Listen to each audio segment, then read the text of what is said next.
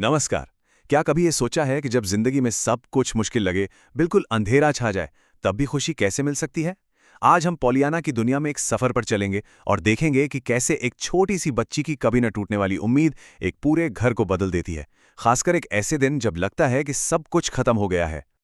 ये शब्द किसी ऐसे इंसान के नहीं लगते जिसे अभी अभी एक बहुत बड़े हादसे का सामना करना पड़ा हो।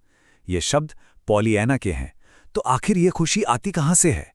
क्या ये सिर्फ एक बच्ची का भोलापन है या इसके पीछे कुछ ऐसा है जो हम सभी को एक नई राह दिखा सकता है? चलिए पता करते हैं। एक हफ्ता बीत चुका है। पॉलियाना पूरी तरह से होश में है और उसके आसपास की दुनिया धीरे धीरे साफ हो रही है।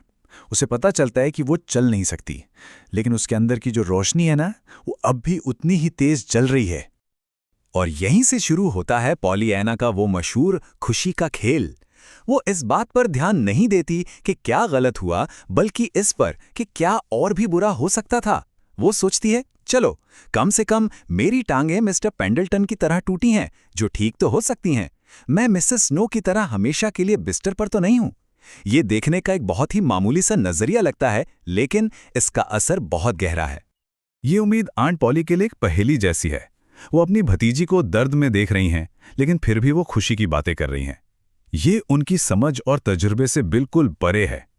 वो हैरान हैं, उलझन में हैं और शायद थोड़ी परेशान भी।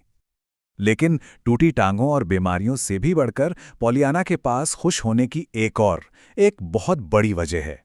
एक ऐसी वजह जो किसी को भी चौंका देगी और जो आंट पॉली की दुनिया को हिलाकर रख देगी। और तभी पॉलियाना वो बात कहती है जो आंट पॉली को अंदर तक झिंझोड़ कर रख देती है। इन सीधे साधे शब्दों में आंट पॉली को वो प्यार महसूस होता है जिसे उन्होंने सालों से खुद से दूर रखा हुआ था। यह एहसास इतना जबरदस्त है कि वो उसे सह नहीं पाती और रोते हुए कमरे से बाहर भाग जाती हैं। कहानी उसी दिन थोड़ा आगे बढ़ती है। घर में एक बहुत ही तनावपूर्ण और चौंकाने वाली घटना होती है, मिस्टर जॉन पेंडल्टन का आना। जब दरवाजे पर दस्तक होती है तो घर में जैसे एक सन्नाटा सा छा जाता है। नौकरानी नैन्सी का तो चेहरा ही पीला पड़ जाता है। ये कोई आम मेहमान नहीं है, ये तो अतीत का एक ऐसा साया है जिसे हर कोई भूल चुका था। आखिर कौन है ये आदमी? उनकी कहानी एक तरह से एक ट्रेजेडी है। जॉन पेंडल्टन पॉलियाना की मां से प्यार करते थे, लेकिन वो किसी और की हो गईं। टूटे हुए दिल के साथ उन्हें आंट पॉली में एक दोस्त मिला, लेकिन छोटी सोच वाले शहर ने उनकी दोस्ती को एक बदनामी में बदल दिया। अपनी इज्जत बचाने के लिए आंट पॉली ने उन्हें खुद से दूर कर दिया और तब से उनके बीच एक बर्फीली खामोशी है। सालों बाद जब आंट पॉली अपने उस पुराने परिचित का सामना करती हैं, तो हवा में जो तनाव है उसे आप महसूस कर सकते हैं। माहौल बेहद ठंडा और भारी है। और फिर उस ठंडे बेजान कमरे में आंट पॉली वो सच बोलती हैं जिसे वो शायद खुद भी मानना नहीं चाहती। वो जॉन पेंडल्टन को बताती हैं कि पॉलियाना की रीढ़ की हड्डी में चोट लगी है, वो शायद फिर कभी नहीं चल पाएगी। और यहीं इस कहानी की सबसे दिल तोड़ने वाली बात सामने आती है। ऊपर पॉलियाना इस बात से खुश हो रही है कि उसकी टूटी टांगें ठीक हो जाएंगी, और नीचे आंट पॉली उस भयानक सच के साथ जी रही हैं जिसे वो अपनी भतीजी को बता भी नहीं सकती। ये एक ऐसा बोझ है जिसे उठाना नामुमकिन सा लगता है। पॉलियाना की हालत सुनकर पेंडल्टन बिल्कुल टूट जाते हैं और फिर वो एक ऐसा राज खोलते हैं जो इस कहानी का रुख ही मोड़ देता है। पेंडल्टन एक बम फोड़ते हैं। उन्होंने पॉलियाना को गोद लेने और उसे अपना सब कुछ देने की पेशकश की थी।